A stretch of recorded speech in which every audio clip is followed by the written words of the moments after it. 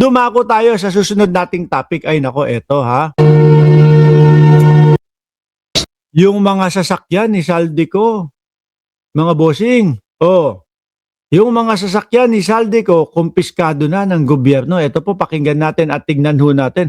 Grabe, ang gaganda din ho, mga kababayan. Mga GMC na sasakyan, mamahaling sasakyan, galing sa katas, galing sa pera nating lahat.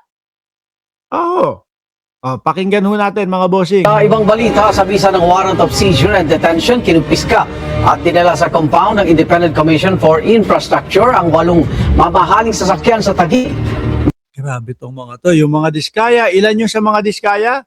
Pagkadami-dami din ho nung mga yon, di ba Ma'am Neng Gigi? Habi yata nung mga kontraktor at nung mga kumikickback sa pondo ng bayan ang mag-imbak ng mga mamahaling sasakyan. Wala na siguro mapaglagyan ng pera. Di ba? Kaya ayun, tingnan mo, aksayahin natin ang pera. Ilan lang naman sila dyan. Tingnan mo, yung iba inaalikabok na, yung iba wala namang gumagamit. Di ba? Na pagmamayari umano ni dating Congressman Saldico. May unang balita si Rafi Tima. Mga mamahalin at armored o bulletproof na mga SUV ang tumambad sa mga tauhan ng Independent Commission for Infrastructure, Bureau of Customs at HPG.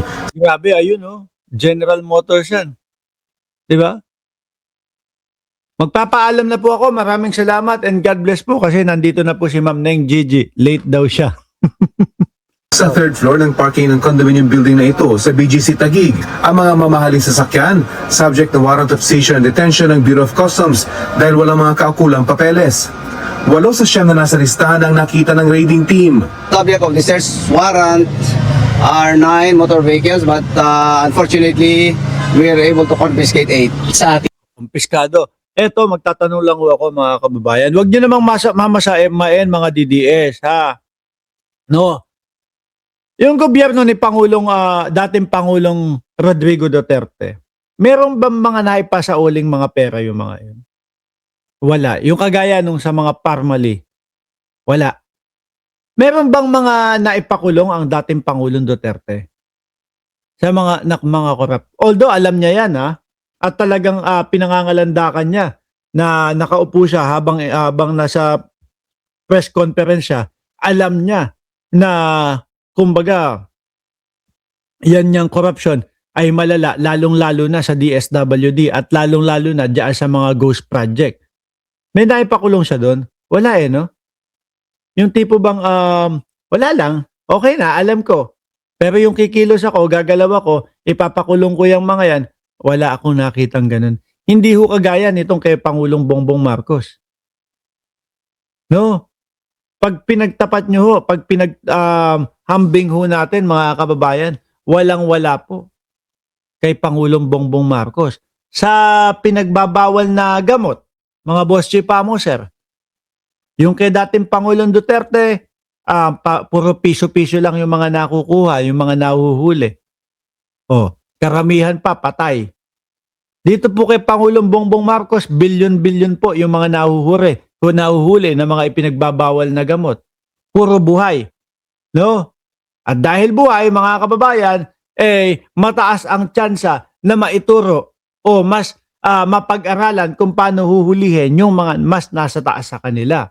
Yung kanila, patay agad O paano mo pa uusisain? Sino ba yung mga nyo? Sino ba yung mga dealer ninyo? Kanino ba kayo humahango? Sino ba nagbabagsak ng mga ganyan dito sa Pilipinas, etc. Pero pagpatay na, matatanong mo pa ba ng ganon? Hindi.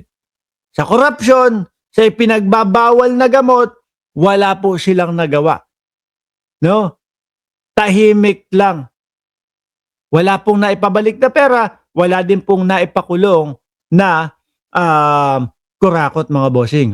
Ating pagsusuri, ito ay hindi nakitaan ng kaukulang record sa ating system sa BOC, no? Kung kaya't ating nakumbinsi ang korte na mag-issue ng kaukulang. Oy, BOC, shout out ko yung kaibigan ko dyan na si Boss Michael Permin.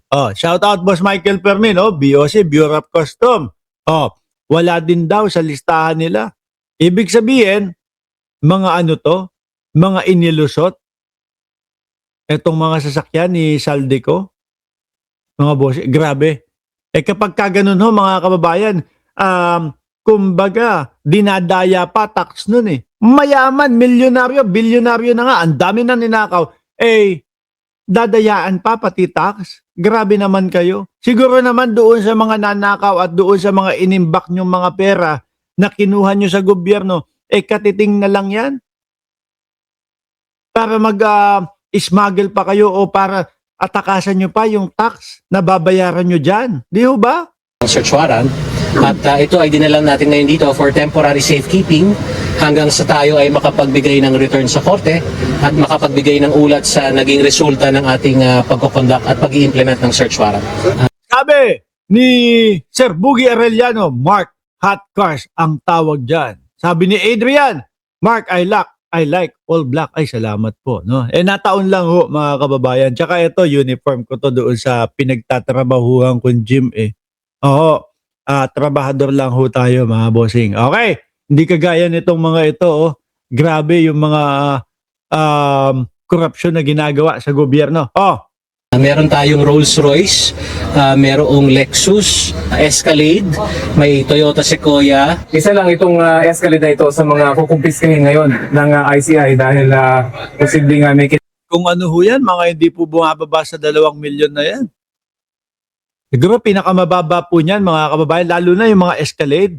Kung di ako nagkakamali, siguro humigit kumulang 4 na milyon pataas yan, mga bossing. Sir Mark, what if Mayor Lenny as Pangulo and PBBM as Vice? Nako, yari na. Siyempre, kami ng mga sumusuporta kay Pangulong Bongbong Marcos, kapag ang kanyang presidente na sinuportahan si Lenny Robredo, siyempre yun yung iboboto namin.